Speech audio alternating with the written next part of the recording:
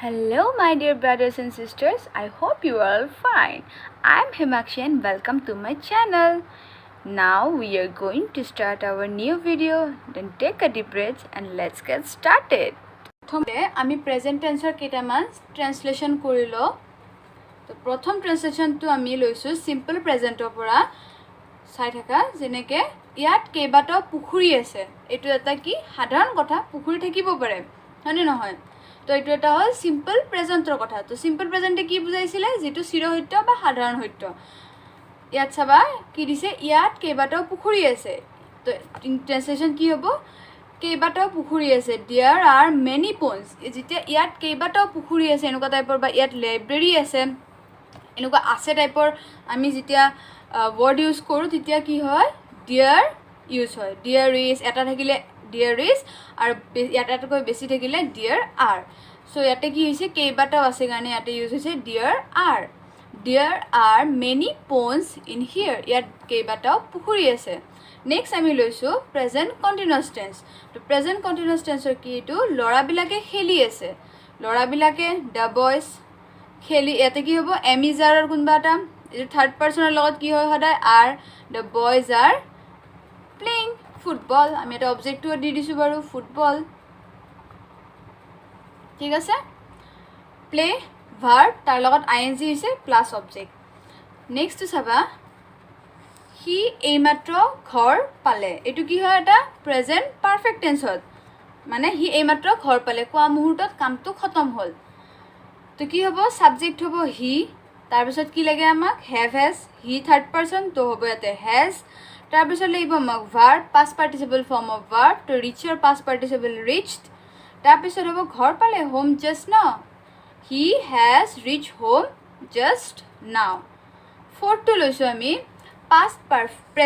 present perfect continuous tense ki dise rati pore pora borokhun di ase mane rati pate kam to start hoisile aru itialeke kam to hoi ase to hetu holo ki present perfect continuous tense to example to ami translation korim it has been raining borokhun di ase since morning ৰাতিপুৱাৰে পৰা ঠিক আছে তো এতিয়া আমি past টেন্সৰ ৰুলস কিটা পঢ়ো আমি কাৰ কথা পঢ়িছিলো কালি আমি পঢ়িছিলো টেন্সৰ কথা মানে নহয় এজন মানুহৰ কথা পঢ়িছিলো যাৰ নাম আছিল টেন্স তো টেন্সে কি বুজায় টেন্সে সময়ৰ কথা বুজাইছিল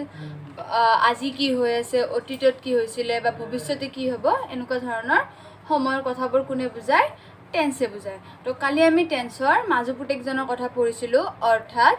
প্ৰেজেন্ট টেন্সৰ কথা পঢ়িছিলো আজি আমি পঢ়িম পাস্ট টেন্সৰ কথা পাস্ট টেন্স কি যেটো তোমালোক কৈছো পাস্ট টেন্স মানে যেতে পাস্টৰ কথা কয় অৰ্থাৎ অতীতত কি হৈছিল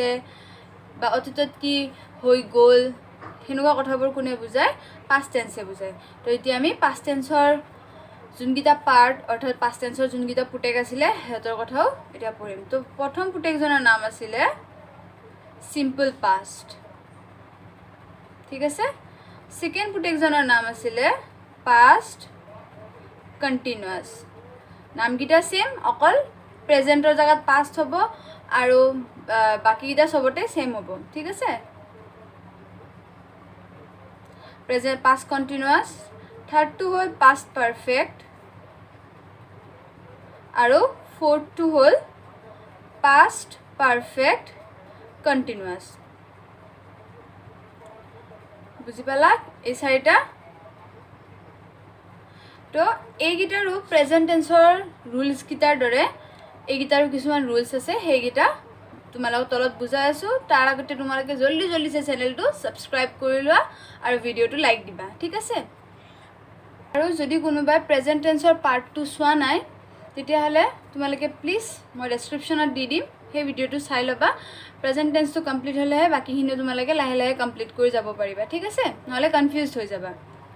তো এতিয়া আমি ৰুল কেটা পঢ়ি লও গুটে গিটাৰে তো ফাৰ্ষ্টতে আমি পঢ়িম সিম্পল পাস্টৰ কথা সিম্পল পাস্ট কি হয় যদি অতীত কালত মানে পাস্টত কোনো এটা কাম কৰায় বা কোনো এটা কাম হোৱা বুজায় যিটোৰ লগত বৰ্তমানৰ কোনো ধৰণৰ সম্পৰ্ক নাই যিটো কাম পাস্টতে হৈ গৈছিল তো তেনেকুৱা সেন্টেন্সবিলাক বা তেনেকুৱা সময়বিলাক বুজাই কোনে সিম্পল পাষ্ট টেন্সে তো সিম্পল পাষ্ট টেন্সৰ ৰুলছ কি সিম্পল পাষ্ট টেন্সৰ ৰুলছ হ'ল আমাক লাগিব subject plus past form of verb আৰু লাগিব object subject past form of verb ভাৰ্বৰ পাষ্ট ফৰ্মটো আৰু লাগিব অবজেক্ট তো এটা এক্সাম্পল লিখি দিছোঁ মই এক্সাম্পলটো চাই লোৱা প্ৰকাশ মেট হিজ ফ্ৰেণ্ড ইয়েষ্টাৰডে প্ৰকাশে যোৱাকালি তাৰ ফ্ৰেণ্ডজনক লগ পাইছিল ইয়াতে মিটৰ পাষ্ট ফৰ্ম হৈছে মেট ঠিক আছে সাবজেক্ট প্ৰকাশ পাষ্ট ফৰ্ম অফ ভাৰ্ব হ'ল mat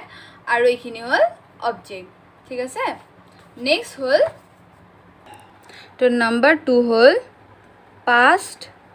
continuous tense present continuous tense কি কৈছিলে যেটো এইখিনি সময়ত হৈ আছে মানে বৰ্তমান যি হৈ আছে হেতু কোৱা হয় present continuous tense আৰু past continuous কোনটো যেটো পাষ্টত হৈ আছিল চলি আছিল হেতু কোৱা হয় past continuous tense তো এটা ৰুলটো চাবা continuous tenseৰ ৰুলছ কি কি past continuous tense কি হয় তো বুজি পালা past continuousৰ ৰুলছ হ'ল subject plus was were plus verb plus ing plus object তো এটা ডিফারেন্স তোমালোকে লক্ষ্য কৰিছানে যেতিয়া আমি প্ৰেজেন্ট কন্টিনিউয়াস টেন্স পঢ়ি আছিলো তেতিয়া কি হৈছিল সাবজেক্ট প্লাস এম ইজ আর হৈছিল বাকিখিনি সেম আছে ঠিক আছে অকল পাস্ট কন্টিনিউয়াসত কি হ'ব এটো was were হ'ব এম ইজ আৰৰ ঠাইত was were হ'ব বাকিখিনি সেম তো এক্সাম্পল লিখিছো এটা সাবজেক্ট লৈছো the boy was where আমি লৈছো the boy লগত হ'ব was because it is third person তাৰ পিছত verb লৈছো go তাৰ লগত হৈছে ing going to school তোমালোকক যদি এই চাৰ্টখন লাগে যে was কিতিয়া হয় where কিতিয়া হয় have কিতিয়া হয় has কিতিয়া হয় বা am is are কিতিয়া কাৰ লগত হয় তো তেতিয়া হলে তোমালোকে মোক কমেন্টত দি দিবা যদি লাগে মই নেক্সট ক্লাছত দি দিম ঠিক আছে তো past continuous tense or example to বুজি পালা তো third to hall past perfect tense past perfect tense কি হয় past perfect tense হেতুক বুজায় যেটো কোনো এটা অতীতত মানে কোনো এটা কাম বা ঘটনা ঘটাৰ আগতে আন এটা ঘটনা যদি ঘটি যায় হেতুক কোৱা হয় past perfect tense যেনেকে মই যাই পোৱাৰ আগতে মই গৈ পোৱাৰ আগতে ট্ৰেইনখন গুছি গৈছিলে তো মই গৈ পোৱাৰ আগতে মানে সেই ঘটনাটো ঘটাৰ আগতে ট্ৰেইনখন গুছি গৈছিলে মানে আন এটা ঘটনা ঘটি গল তো হেইটোৱে হল past perfect tense তো past perfect tense ত কি লাগিব subject plus had plus past participle form of verb আৰু লাগিব object ঠিক আছে তো এটা এক্সাম্পলৰ লগত মই বুজাই দিছো যেনেকে Raju subject reached the station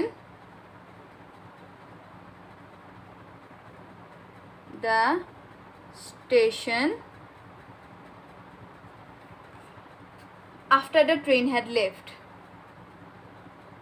after the train had left ট্ৰেইনখন যোৱাৰ পিছত ৰাজুৱে গৈ পাইছিলে তাৰ পিছত এটা মই ইজি সে এক্সাম্পল দিছো চাবা সাবজেক্ট যেনেকে আমি ললো ডে তাৰ পিছত ললো আমি had gone হেতে গৈছিলে before the sunset হোৱাৰ আগতে হেতে গৈছিলে ঠিক আছে বুজি পাইছা